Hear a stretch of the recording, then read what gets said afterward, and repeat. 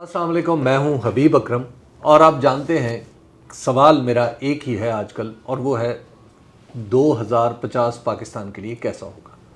आज ये सवाल लेके हम एक एंटरप्रेन्योर के लिए पास आए हैं और आप इनको जानते हैं, सुनील मंच साहब। पाक व्हील्स नाम की जो वेबसाइट है, जो पाकिस्तान के अंदर आप यूँ कहिए कि गाड़ियों के लेन देन और गाड़ियों से मुतल्लिक सबसे बड़ी वेबसाइट है, उसको चलाते हैं। फिर ख़ुद यूट्यूब पे भी नज़र आते हैं। एक एंटरप्रेन्योर हैं, काम करते हैं, ज़िंदगी में कभी इन्होंने नौकरी नहीं की। मैं इनसे पूछ रहा था इस रिकॉर्डिंग से पहले, तो इनसे पूछते हैं कि ये 2050 को पाकिस्तान कैसा देख रहे हैं। सुनील सर कैसे हैं आप? ठीक ठाक? मैं ठीक हूँ, अल्हम्दुलिल्लाह। आप कैसे? अल्हम्दुलिल्लाह का शुक्र। सर कैसे देखते हैं? अच्छा, कई लोग जो है वैसे बड़े पेसिमिस्टिक होते हैं और हमारे यहाँ पे अगर हम शॉर्ट टर्म अप्रोच रखें तो हर वक्त हमारे मुल्क में कुछ ना कुछ चल रहा होता है। बट लॉन्ग टर्म अगर अप्रोच देखें, जिसका मैं देखता हूँ, तो I am quite hopeful because again जैसे आप बता रहे थे इंट्रो में कि मैं यूट्यूब पे भी होता हूँ और हमारा जो बेसिकली कम्युनिटी है जिसमें जितने भी गाड़ियों के लवर हैं उनसे मिलते रहते हैं, हमारे इवेंट्स होते हैं, तो मैं काफ़ी ज़्यादा यूथ से कनेक्टेड रहता हूँ और I really enjoy meeting them. और जो नए बच्चे हैं ना सर, वो और जो नई पौध है वो हमारे से बहुत आगे। मतलब मैं अपनी उम्र में अगर मैं 9-10 साल की बात करूँ तो मुझे कुछ नहीं पता, बेवकूफ़ तरीन इंसान था दुनिया का। आज का 9 साल का बच्चा बेवकूफ़ नहीं है। मतलब my daughter she is just 9, she was telling me yesterday about deep fake technology and I was surprise. मैं कहूँ तुम्हें कैसे पता है? Then when park wheels was not close to millions, अब तो हमारे 2 मिलियन सब्सक्राइबर हैं, so we were trying to get two million. तो एक दिन मुझे कहती है, old man why you were it? मैं कहा क्या मतलब? Old man? हाँ, यू सीम डिस्टर्ब। मैं कहा नहीं यार, ऐसी काम के लिए जो है परेशान हूँ। तो कहती क्या मसला है? मैंने कहा वो अभी मिलियन का जो है ना मार्क वो नहीं अचीव हो रहा। So she said okay if I give you ideas to reach million subs. मैं कहा what is subs? Then she is told me कि सब्सक्राइबर्स को सब्स कहते हैं। तो मैं बता रहा हूँ बहुत तेज़ हैं बच्चे। फिर उसमें 3 तरीके बताए एंड बिलीव यू मी, वो 2-3 हैक्स जो उसने बताए थे वो करके जो एक फ्रिक्शन थी कि 8 लाख से 2 लाख मजीद नहीं हो रहे थे, आहिस्ता आहिस्ता और से बड़ी स्पीड में, वो बड़ी स्पीड में हुए थे। तो दैट्स व्हाई आई सी कि जो हमारी अभी यंग जनरेशन आ रही है 2050 तक जो है, दे आर वेरी स्मार्ट। और मुझे लगता है कि पाकिस्तान फ्यूचर उस लिहाज से अगर देखा जाए, अगर आप हमारा टेक्नोलॉजी अडेप्शन कर्व देख लें, मतलब 2002 में मैं लाम से BSc कर रहा था। मुझे याद है जब मैंने पहला कंप्यूटर लिया तो मेरे वालिद साहब ने कहा जी वो मेरा जो दोस्त है वो कह रहा है सुनील ने एडा बड़ा कंप्यूटर ले लिया, पूरी दुनिया का डेटा आता है। अच्छा, आज वो कंप्यूटर भी पड़ा है मेरे पास। अच्छा, मेरा ख्याल है उसमें 25 GB भी नहीं होगा। ठीक है, और उस ज़माने की चीज़ें और थी। आज का जो बच्चा है सर, उसके हाथ में सारा कुछ है। आप उसको कहेंगे ना ये चीज़ ऐसी है, you will not take you for the face value. अच्छा, ये बताइए कि नई नस्ल के बारे में बहुत सारे लोग ये कहते हैं कि हमारी कुछ ज़्यादा अच्छी नहीं है, हमारी सोशल वैल्यूज़ बदलती चली जा रही हैं या डिटेरियोरेट होती चली जा रही हैं। Sir I disagree. आप डिसएग्री करते हैं? भुट्टो साहब के ज़माने में भी नाइट क्लब्स थे, तब भी औरतें स्कर्ट पहनती थी। हमारे यहाँ पे सर जो माशरे का है ना एक जो पैमाना लोगों ने, वो लोगों के कपड़ों के साथ जुड़ा हुआ है कि इसके कपड़े छोटे हैं तो उसका करेक्टर गलता है, इसके कपड़े ये मॉडर्न है तो ये घटिया है। ये बड़े जो है ना फरसुदा सी बातें मुझे लगती हैं। People might disagree with me, I am quite hopeful. और मुझे ये लगता है कि हमारी जो यूथ है वो बहुत तेज़ है, बहुत स्मार्ट है। देखिए नेगेटिव एलिमेंट्स, या जिस तरह मैं आपको बता रहा हूँ कि एक अगर हम बहुत ज़्यादा एक्सट्रीम पर राइट विंग की बात करें कि जी बुरखा लोग नहीं पहन रहे, वो तो उस ज़माने में भी था, 70s में भी था। हम पुरानी तस्वीरें देखते हैं, पुराने ऐड देखते हैं, हम कहते हैं पाकिस्तान इतना मॉडर्न होता था। अच्छा, ये बताइए कि आपने 2003 में पाक व्हील्स शुरू किया और आप बता रहे थे कि आपको 2020 तक इसमें, या 21 तक 2021 तक आपको इसमें अपनी जेब से पैसे डालना पड़े सर। अच्छा, इतना लंबा आपने बिजनेस के अंदर, आप उसे नाकामी कह लें या मुश्किल कह लें, आप जो भी कह लें, इतनी लंबी आपने बिजनेस में मुश्किलात देखी, आपको लगता है आज की नस्ल कर सकती है? और नंबर 2, माहौल हमारा 2003 से ख़राब हुआ या बेहतर हुआ बिज़नेस के हवाले से? बिजनेस के हवाले से सर अगेन इन्फॉर्मेशन ज़्यादा होगी। देखिए बिजनेस क्या होता है, इन्फॉर्मेशन एसिमेट्री के ऊपर लोग पैसा बनाते हैं कि आपको मेरे से ज़्यादा इन्फॉर्मेशन है, मुझे कम है। अगर मैं पार्क व्हील्स की बात कर लूँ, गाड़ियों के मामले में क्या था, आप जाते थे लेने, डीलर को आपसे ज़्यादा पता होता था, वो आपको झूठ सच कह के गाड़ी बेच देता था, या आम बंदा भी बेच देता था। हमने क्या किया, हमने कोई नई चीज़ इन्वेंट तो नहीं की पार्क व्हील्स ने। वो अखबार में ऐड आता था, वो ऑनलाइन चला गया। वो बंदा आप साथ लेके जाते थे गाड़ी चेक कराने के लिए, वो डिजिटल कर दिया। सो एसिमेट्री ऑफ इन्फॉर्मेशन को ख़त्म कर दिया। बिजनेस की ईज़ बढ़ गई, डिजिटल तरीके से बहुत से कारोबार अब हमारे मुल्क में ऐसे आ गए हैं जो पहले नहीं होते थे। मैं हमेशा एक बात करता हूँ कि मैंने 1995 में मैट्रिक किया था, उसके बाद मैं गवर्नमेंट कॉलेज गया था। तो 2 चॉइस होती थी सर, या आपने प्री इंजीनियरिंग करनी है या मेडिकल करना है, तीसरी कोई फील्ड नहीं थी। आज मैं अपने इर्द गिर्द देखता हूँ, आप फील्ड देखें कितनी है। कोई इवेंट मैनेजर बना हुआ है, कोई अकाउंटिंग कर रहा है, कोई डिजिटल मार्केटिंग कर रहा है, कोई कंप्यूटर साइंस, पता नहीं, अनलिमिटेड फील्ड है। अच्छा सुनील, एक बात ये कही जाती है कि हमारा सिस्टम एंटरप्रेन्योर को सपोर्ट नहीं करता और एंटरप्रेन्योरशिप ही चाहिए 2050 तक जिसने भी रहना है। तो क्या आपको लगता है कि हमारा सिस्टम, हमारा जो पॉलिटिकल एनवायरनमेंट है, ये अब सपोर्ट करेगा या कर रहा है? अभी तक तो नहीं करा, एग्री, बिकॉज हमारे यहाँ पे एक जो है ना सर डायलेमा है, और हमें ना घोड़ी चमड़ी का सिंड्रोम है। अगर वही काम सुनील कर रहा है तो आप कहेंगे नहीं ये नहीं हो सकता, वो नहीं हो सकता। आप, मैं एग्जांपल देता हूँ, पाकिस्तान में अगर आप देखें ना, किसी को भी आप कैमरा लेके जा रहे हो तो वो लोग बड़े परेशान हो जाते हैं कि जी कैमरा फट के वाले गल क्यों कर रहे हैं। वही आपकी गाड़ी में अगर डैश कैमरा को कुछ नहीं, अगर आपने फ़ोन का पकड़ा होगा तो पुलिस वाला या कोई सरकारी अफसर गुस्से में आ जाएगा। वही कैमरा अगर किसी गोरे ने पकड़ा होगा तो वो अच्छे तरीके से जवाब देगा। सिमिलरली जब बिजनेसेस में आप जाते हैं, हम स्टार्टअप का नाम तो बड़ा लेते हैं और बड़ा वो हमारे यहाँ पे वो है कि जी फैशन है। अगर हम अपना टैक्स का जो है देख लें, जो सिस्टम है वो रिग्रेसिव इन नेचर है। बिकॉज अगर आप स्टार्टअप चला रहे हैं और आपका जो टैक्स है वो आपके टर्नओवर पे है बजाय इसके कि आपके प्रॉफिट पे हो। अब मैं 19 साल से कंपनी चला रहा हूँ जो कि प्रॉफिट में नहीं, लेकिन मैं 19 साल से टैक्स दे रहा हूँ। जितनी आपकी कंपनी बड़ी होती जा रही है उतना आप टैक्स ज़्यादा दी जा रहे हैं, तो एक रिग्रेसिव इन नेचर है। तो येस आई एग्री कि हमें रिफॉर्म की ज़रूरत है। वो रिफॉर्म कैसे आएगा? जब ये पुराने बाबे जो बैठे हुए सरकार में, जितने भी है, no offence to anybody, but जितना हमारे पास ये जो जिसको हम माइंड सेट कहते हैं ना कि आपके जो आपकी सिविल सर्वेंट्स उसमें है, और जब यंग ब्लड आएगा तो उनको समझ आएगा कि हाँ यार ये कारोबार तो चलने नहीं दे रहे हम इसको।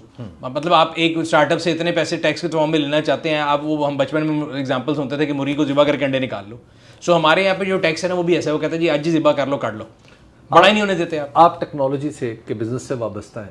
सुनील, आपको लगता है कि 2050 तक पाकिस्तान कहीं ऐसी जगह पे होगा जहाँ पे हम सोच रहे हों कि स्पेस शटल भेजनी चाहिए, नहीं करनी चाहिए, स्पेस के ऊपर काम करना चाहिए, या सैटेलाइट के अंदर को जा रहे हों लोग?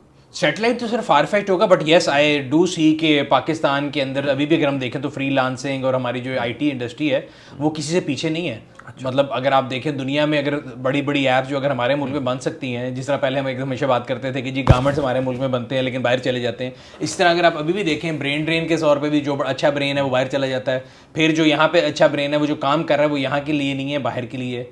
फिर वही एप्लीकेशन जो है हम बाहर से गोरों से देख के इम्प्रेस होकर बनाते हैं, but time will change. I think देखें आज का जो नौजवान है उसके पास बड़ी इन्फॉर्मेशन है, वो हर चीज़ चेक कर लेता है, वो हर चीज़ को चैलेंज करता है। हमें तो सवाल करना नहीं सिखाया गया था ना, हमारे यहाँ तो सवाल करते तो बदतमीजी होती थी।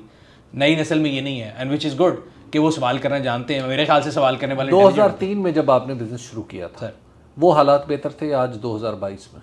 हालात कभी बेहतर नहीं होते सर, आपको करना पड़ता है। अगर आप रोते रहे, मैं हमेशा कहता हूँ अगर आप रोते रहेंगे तो you can be the last person जो कि हैप्पी हो। लेकिन एक होता ना कि आप अभी उम्र के उस हिस्से में नहीं पहुंचे जहाँ पे आप कहें कि साडा जमाना सी।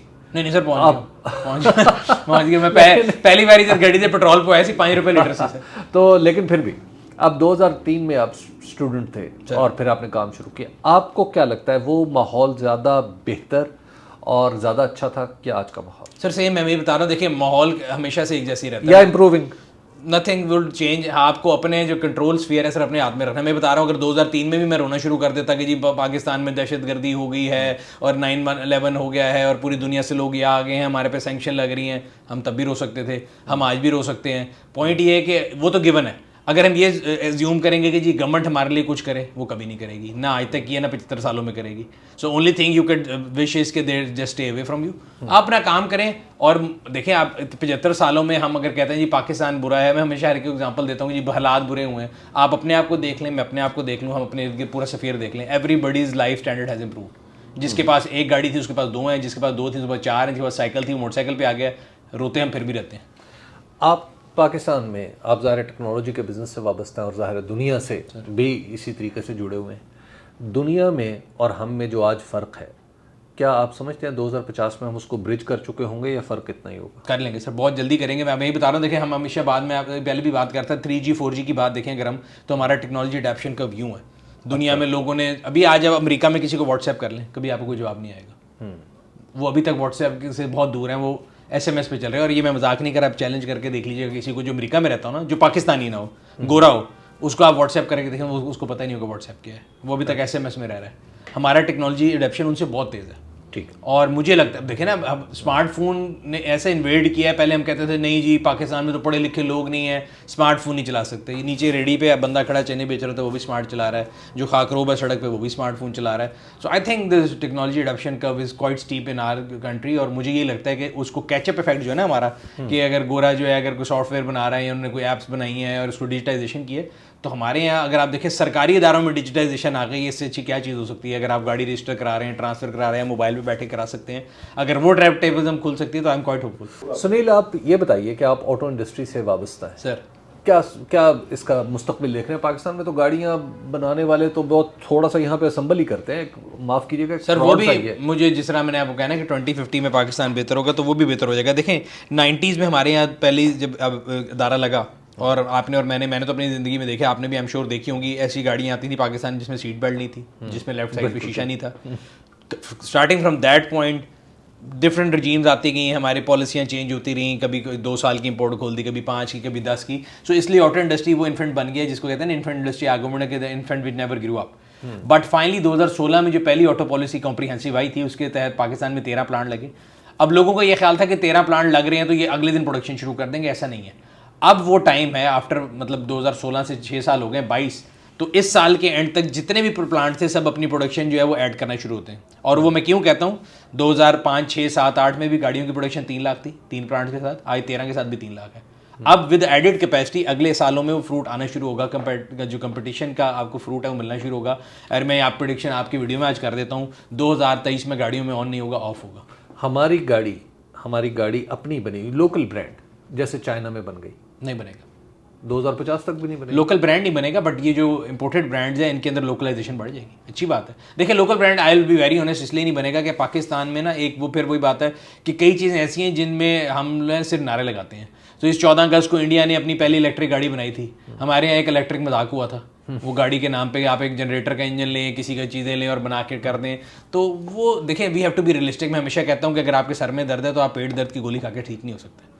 तो वो हम अगर हमेशा जितने इंजीनियरिंग स्कूल के कभी स्टूडेंट आते हैं ना जी, हम कंपटीशन कर रहे आए, मुझे कहते हैं यार मैं बचपन से देख रहा हूँ, वो एक पीटर इंजन होता है जनरेटर वाला, वो लेते हो, 4 लाइटें जोड़ते हो और 7-4 पाइप बनाते हो, इस तरह नहीं होगा। हमारे स्कूल्स में भी यही था। हाँ, तो we have to be realistic sir, अभी तक यही हो रहा है, अभी तक यही हो रहा है। तो उस लिहाज से मुझे नहीं लगता, बट ऑटो इंडस्ट्री के अंदर जितनी इंडिजनाइजेशन हो रही है, जितनी वेंडर इंडस्ट्री है, आई थिंक कि 2050 तक अगेन ये भी बहुत अच्छा होगा। और अगेन 2050 तो बहुत दूर की बात है, मैं आपको बता रहा हूँ 2023 जो है ना वो पावर टिल्ट आएगा कंज्यूमर की तरफ। अभी जो है वो ऑटो इंडस्ट्री जो है वो प्रोडक्शन सेंट्रिक है, कंज्यूमर बेचारा यूँ होता है गड्डी दे दो, 8 महीने का वेट है, ऑन देना है, अगले साल से ये नहीं होगा। वन लाइनर लास्ट ही के, आप 2050 के बारे में बड़े ऑप्टिमिस्टिक हैं। एक चीज़ कौन सी है जिसकी बुनियाद पे आप कहते हैं कि 2050 बहुत अच्छा होगा? पाकिस्तान का यूथ, पाकिस्तान का वो आपकी बात इसलिए सुनने को तैयार नहीं कि आप उम्र में बड़े हैं और आपके बाल सफ़ेद है तो आपकी बात सुन लेगा। आपकी बात में अगर सब्सटेंस है तो वो सुनेगा, वरना वो उसको रिजेक्ट कर देगा। आई think this is the thing जो कि मुझे लगता है कि जो चैलेंज करने वाला इंसान होता है या चैलेंज करने वाले जो है, अगर हमारी मेजॉरिटी पॉपुलेशन जो है वो जो कहते हैं ना, वो नहीं है कि आप उसको जहाँ मर्जी हाँ के ले जाएंगे। तो आई think this is quite good. बहुत शुक्रिया सुनील कि आपने हमें बताया कि 2050 कैसा होगा, और सुनील बता रहे हैं कि 2050 बहुत उम्दा होगा। और इनकी उम्मीद है कि हमारी जो यूथ है, हमारे जो नौजवान हैं, दरअसल ये 2050 को पाकिस्तान के लिए बेहतरीन सालों में, और अब से लेकर 2050 तक बेहतरीन सालों में कन्वर्ट करते रहेंगे। बहुत शुक्रिया।